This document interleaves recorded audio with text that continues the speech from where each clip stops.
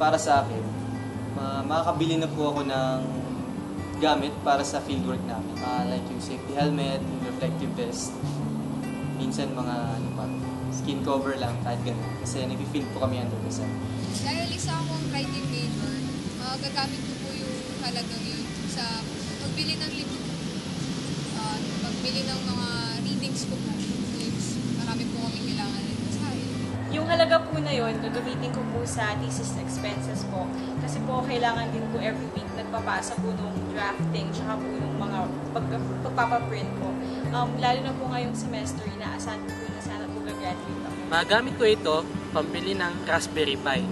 Sa itong maliit na computer na ginagamit namin sa proyekto namin bilang mga computer engineers.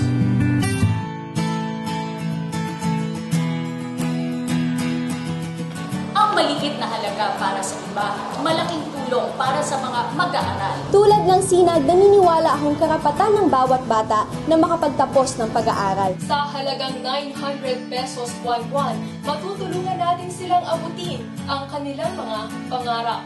Ito po si Trisha Zafra. Ito po si Ai de la Cruz. Ito po si Cathy San Gabriel. Iniimbitahan kayo bisitahin ang www.sinag.org. Let's help fund Greece.